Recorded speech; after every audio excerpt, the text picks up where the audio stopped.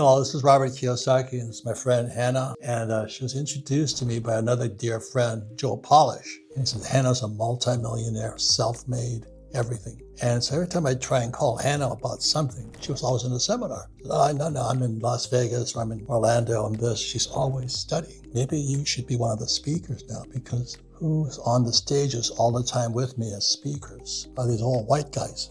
And I said, we need some hotties up there on the stage and who actually practice what they teach. So last night we're having dinner with this guy from Singapore, and he says on the Chinese calendar, 2025 is the rise of women. So I said, oh, timing is perfect. So I want you to introduce Hannah Hammond. Would you mind giving us a little your background, please?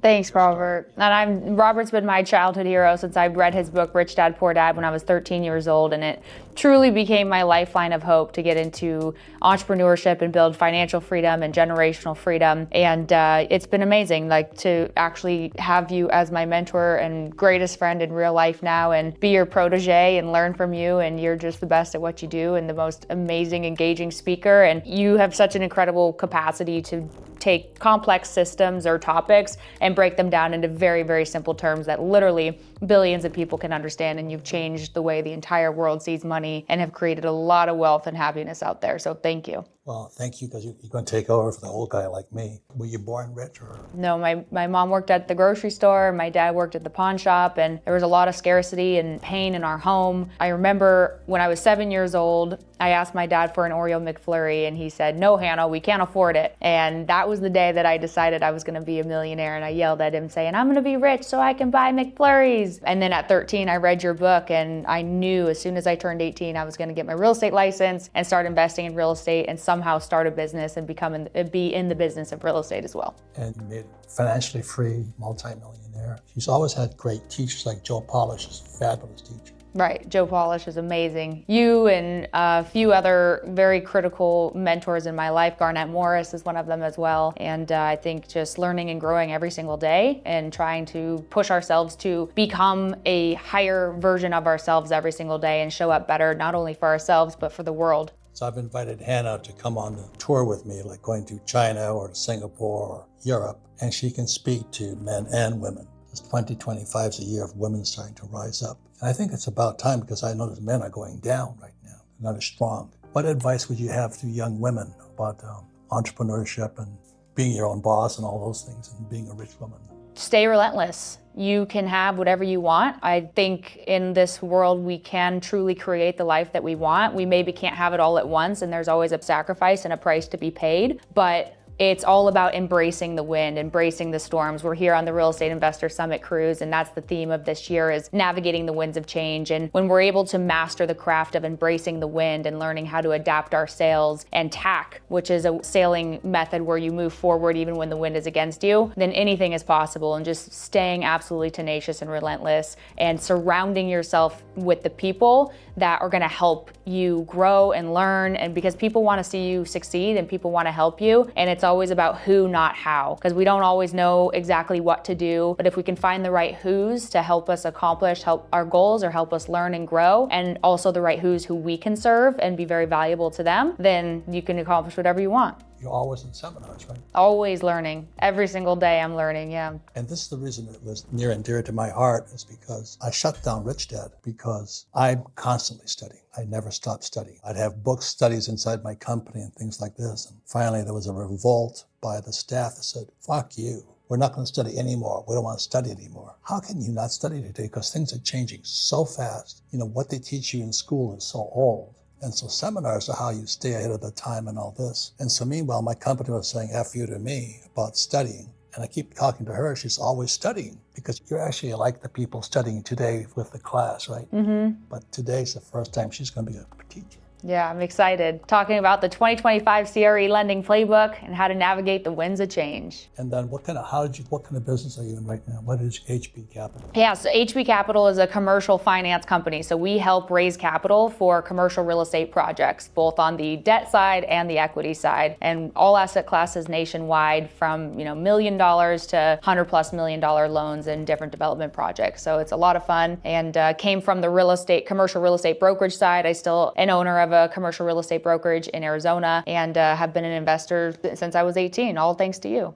And the other part about it is she's going to speak. I said, it's a little too narrow to raise hundreds of millions of dollars. So I'm asking her topic to be entrepreneurship, because a lot of times you see men more entrepreneurs, but also how to raise capital. Because raising capital is one of the main things an entrepreneur does. And if a person can't raise capital, it keeps them very small. You say that's true? Yeah, you taught me that raising capital, sales, and public speaking are three of the greatest skills that an entrepreneur or a person in general can develop. And we're always selling, and we're always, to scale, you have to be able to raise capital, whether that's financing capital or equity capital for real estate investment projects or business endeavors or anything like that. So it's a very important skill. It's a very hard skill. I mean, if I put out on my social media that I have a client looking to invest, a couple $1,000,000 of capital, there's thousands of messages pretty much that just start flooding in. So in every single market, whether up market, down market, sideways market, everybody always is looking for capital, and it's a skill that's very, very important. So we're talking about gold and silver in here. And the parlance to the language, you're a silver stacker, you're a gold stacker. But really, to be an entrepreneur, you have to be a skilled stacker. I flew for the Marine Corps, and this is in the 70s. My poor dad says, you're going to fly for the airlines. I said, I don't want to fly for the airlines. He says, well, go back to school and get your PhD. I said, I don't want to do that. I said to my Richard, I want to be an entrepreneur. And he says, the reason most people don't make it as entrepreneurs, or they stay small, is they don't have the skill set. So that's why in 1974, my rich dad said to me, if you're going to be an entrepreneur, before you get out of the Marine Corps, learn how to sell. That's why when I was leaving the Marine Corps, I wanted to get hired by Xerox, because Xerox had, at that time, one of the best sales training programs in the world. At the same time, I was doing personal development workshops. I was trying to clean out the inside of me. You do the same thing when you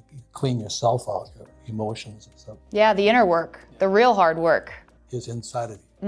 Yeah, because my mission in life is to reach my highest potential and help other people live theirs, and not only create generational wealth, but also to create generational freedom. And freedom is a multifaceted concept, and it's a very complex concept that encompasses many different aspects of life, but a lot of freedom is internal, and wealth is a big piece of it. There's financial freedom, but there's internal freedom too, and that's healing generational trauma, that's forgiveness, that's learning how to be connected to. Yeah, you and I had the same situation.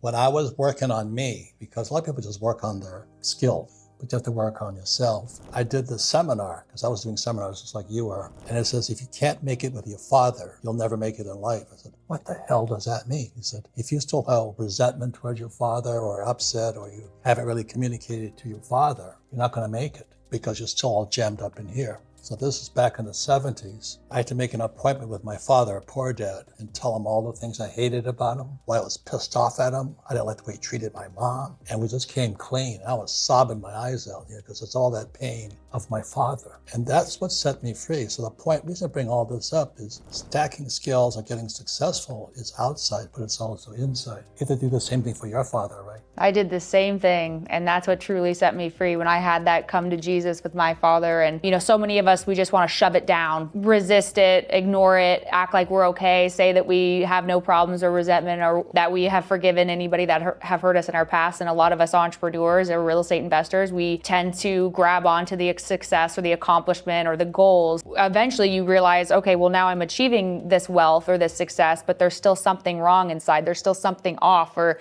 that buzz inside of me, that tension inside of me. And I had that talk with my father as well, and that's when I became free. And it was a long journey. It wasn't that easy to just do that. There's therapy and meditation, and we go to retreats and stuff where they clear energy out of your body, and it's a whole process. But it is the linchpin of truly being able to live an incredible life and not only reach your highest potential financially, but spiritually and emotionally and relationally with your family and those that you love. So a lot of people don't talk about it, especially a lot of men that are in the entrepreneur space. They think it's woo-woo, but really the strongest men are the ones like you who actually do the work and focus on the inner work and heal themselves so they can be their best and show up the best and serve the best. Every year, Kenny and I travel 2 or 3 times a year, clean out our insides. And that's where the education takes place, is what's going on inside of you. So Kenny, myself, Blair Singer, we work on ourselves internally, but also we study externally. And like I said, I had to shut down my company because the internal, not a good leader anyway, but the internal pain inside my company,